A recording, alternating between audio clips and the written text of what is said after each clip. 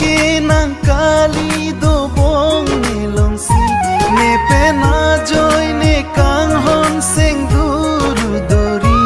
nang kang hona bang ne phan seng ne oi ji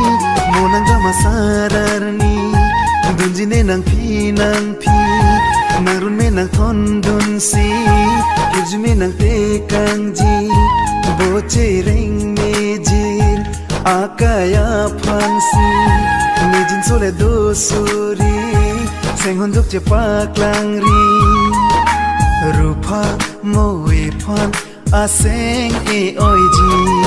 kaya long tini Halloween kamun thi chipu the ke simun che glowi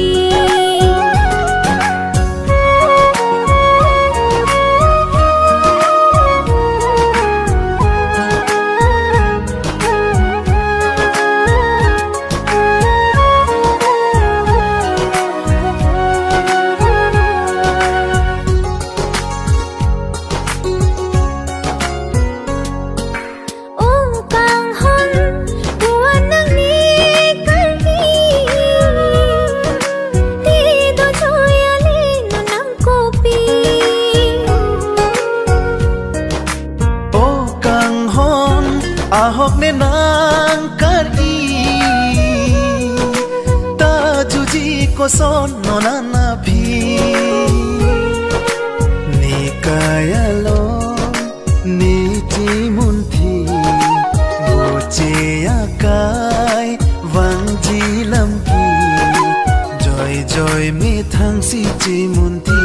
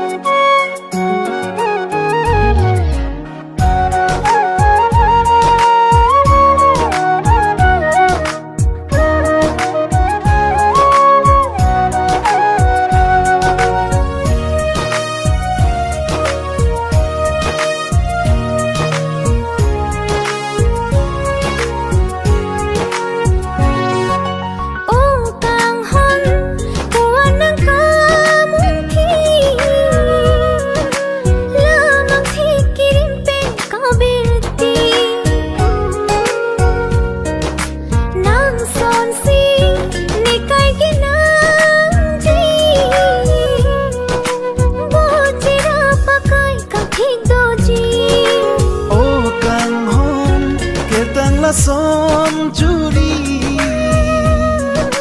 rupa bang e phan seng e oi ji rupa jong he kham khi suri ni seng kang sam si ni kar e nang hin lo ni kai bu chi ra phari boche akai athir nang ji ke seng kang sam long vek nang ji la hello run me boche ra pari boche akai athir nang ji ke seng kang sam long vek nang ji la hello run me boche ra pari